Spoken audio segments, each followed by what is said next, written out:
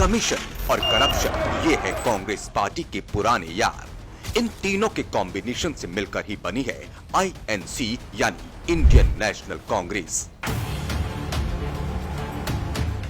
आजादी के बाद से ही जवाहरलाल नेहरू की कांग्रेसी सरकार ने देश में एक ऐसी प्रथा को जन्म दिया जिसका खामियाजा देश को भुगतना पड़ रहा है, जिसे हम भ्रष्टाचार के नाम से जानते हैं। There is so much of corruption. Pandit Nehru is primarily responsible. आजाद भारत में जब भ्रष्टाचार का पहला मामला आया तो नेहरू ने उस पर सख्ती दिखाने की जगह पर्दा डालने का काम किया। नेहरू के लिए भ्रष्टाचार कभी कोई मुद्दा रहा ही नहीं। महात्मा गांधी के निजी सचिव रहे वी कल्याणम ने नेहरू की पोल खोलते हुए बताया था कि जब 1948 में एक सांसद ने नेहरू के सामने भ्रष्टाचार के मामले को उजागर किया तो नेहरू ने उसे छोटे मोटे भ्रष्टाचार की चिंता न करने को कहा। Nehru replied, the honorable member should not worry about a little corruption here and there.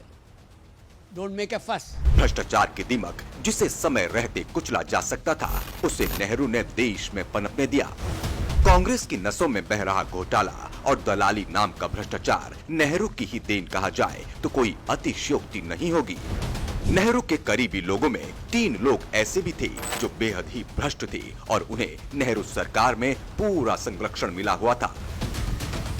Nehru के रक्षा मंत्री VK कृष्णा मेनन, वित्त मंत्री TT कृष्णमाचारी और पंजाब के कांग्रेसी मुख्यमंत्री प्रताप सिंह कैरो। देश को आजाद हुए अभी 1 साल ही हुआ था कि 1948 में जीप घोटाले ने भारत में दस्तक दी।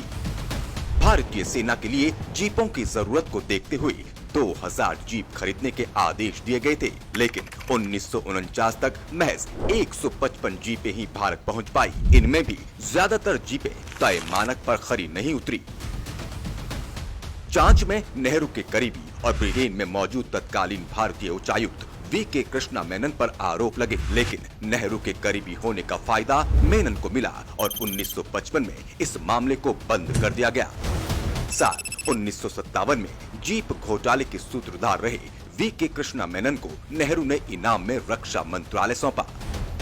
ये मेनन वही हैं जिनके कार्यकाल में 1962 में भारत चीन युद्ध हुआ था और इन्हीं के चीन पर अति भरोसा करने के चलते अक्साई चीन पर चीन का कब्जा हुआ था। नेहरू राज में घोटालों का सिलसिला बदस्तूर जारी रहा। एक के बाद एक घोटाले सामने आते रहे और नेहरू आंख मूंद उन्हें बढ़ावा देते रहे।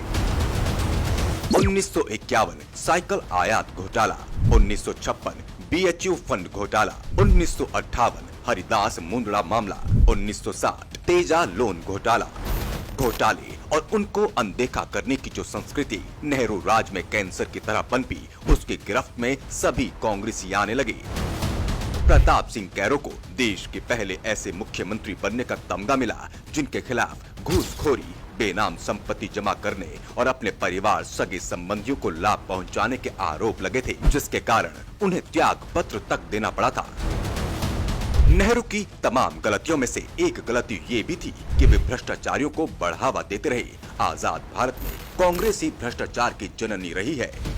अगर नेहरू इन भ्रष्टाचार के मामलों को सख्ती से निपटाते तो शायद आज भ्रष्टाचार में आतंक डूबे हुए ये तमाम राजनीतिक दल घमंड या गठबंधन में शामिल होकर अपने पापों को छुपाने के लिए एक जगह जमा नहीं होते।